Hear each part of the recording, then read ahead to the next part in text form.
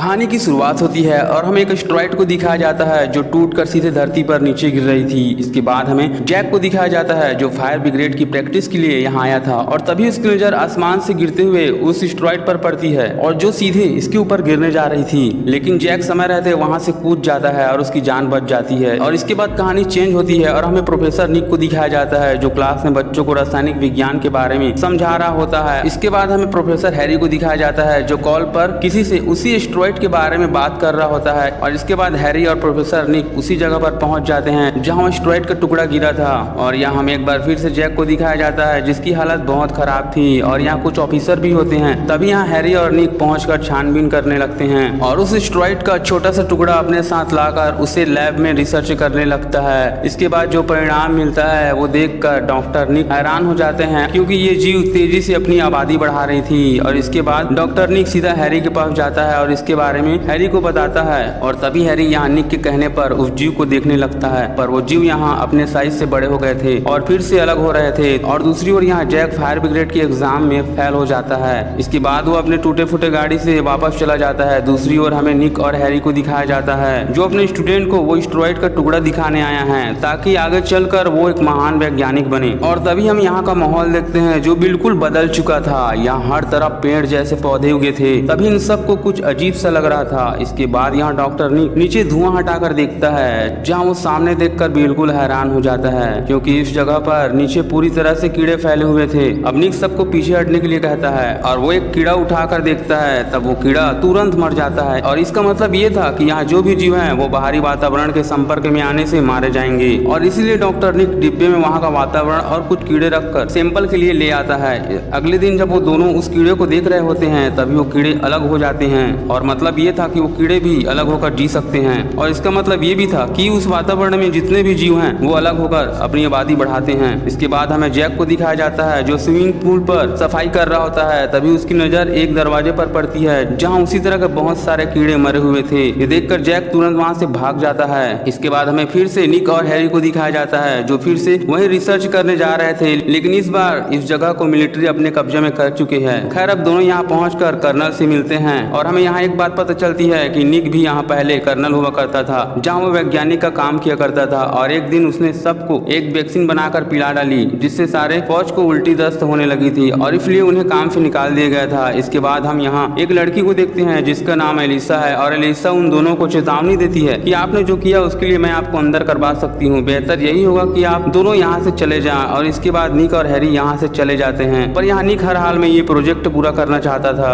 क्योंकि इससे उसकी बदनामी मिट सकती थी। खैर यहाँ वो दोनों इस प्रोजेक्ट पर पहले से काम कर रहे थे, इसलिए वो चाहते थे कि उन्हें भी इस प्रोजेक्ट में काम करने का मौका दिया जाए। इसलिए वो कोर्ट पर परमिशन लेने आए और इसके बाद वो दोनों अपने लैब में आ जाते हैं और यहाँ वो देखते हैं कि उनकी हर फाइल यहाँ से चोरी हो गई है और कंप्यूटर से डेटा भी। और निक इस काम को हरगिज छोड़ना नहीं चाहता था, इसलिए वो दोनों भेष बदल कर वहाँ सैंपल लेने चले जाते हैं, पर यहाँ वो सीसीटीवी कैमरा में नजर आते हैं। दूसरी ओर यहाँ वो देखते हैं कि ये जगह पूरी तरह से बदल चुकी थी। इसके बाद यहाँ एलिसा अपने टीम के साथ पहुंच जाती है और उन दोनों के बीच लड़ाई होने लगती है। और तभी यहाँ एक कीड़ा हैरी के सूट फाड़कर उसके बॉडी में घुस जाता है और यहाँ डॉक्टर हैरी के पिछवाड़े से वो कीड़ा निकालता है। दूसरी ओर हमें जैक को दिखाया जाता है जो एक पार्टी में काम करने आया था। इसके बाद हमें एक आदमी को दिखाया जाता है जो तालाब के पास शराब पीने आया था, पर यहाँ तालाब से एक जीव बाहर निकलकर उसे खा जाती है। दूसरी ओर हमें हैरी और निक को दिखाया जाता है जो अपने लैब की तरफ आ रहे होते हैं। और तभी यहाँ वो जैक को देखते हैं जो उनके लिए वही जानवर को लेकर आया था जो अब बाहरी वातावरण के संपर्क में आने से मारा जा चुका है। और तभी इसके कुछ देर बाद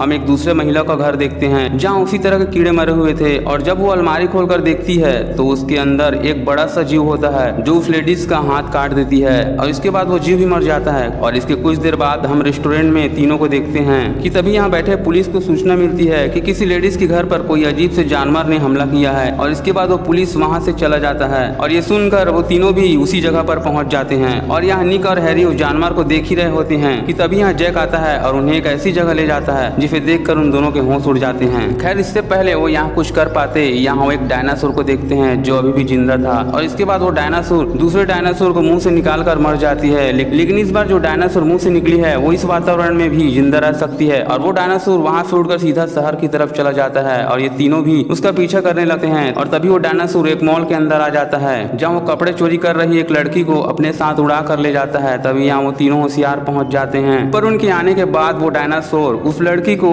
अपने साथ उड़ा कर ले जा चुकी है। तभी यहाँ जैक के सामने एक माइक दिखाई पड़ता है जिसमें वो फालतू की बकवास करने लगता है और उसकी बकवास सुनकर वो डायनासोर फिर से उस मॉल में आ जाती है और यहाँ हैरी उस लड़की को बचा लेता है और तभी उस डायनासोर को निक मार देता है। और आगे हमें यहाँ न्यूज में दिखाया जाता है कि उन अंतरिक्ष जानवरों से पूरी धरती खतरे में है। और इसके बाद यहाँ मेयर साहब को दिखाया जाता है जो यहाँ कर्नल को डांटने लगता है। तभी यहाँ तीनों होशियार पहुंच जाते हैं और यहाँ कर्नल इन सारे प्रॉब्लम की जड़ निक पर थोप देता है। और तभी यहाँ कर्नल का आदमी बताता है कि कोई चीज उनके कैमरे को तोड़ रही है और अब सभी लोग वहाँ जाकर देखते हैं तो एक मानव जैसे दिखने वाला जानवर सारे कैमरे को तोड़ रहे हैं और वो सीधा लिफ्ट के सहायता से बाहर आ जाता है जहाँ वो मेयर पर हमला करने वाला होता है कि जैक उसे गन से उड़ा देता है। और इस हालात को देखते हुए मेयर साहब कर्नल को उस जगह को बम ब्लास्ट करके उड़ा देने का ऑर्डर देता है। और अब ये सुनकर ये तीनों भी यहाँ से जाने लगते हैं। तभी इनके साथ अलीसा भी आ जाती है और यहाँ एलिसा उनके प्रोजेक्ट फाइल और उस कीड़े को वापस कर देती है। और इसके बाद वो सीधे अपने लैब में आकर उन जीवों को मारने का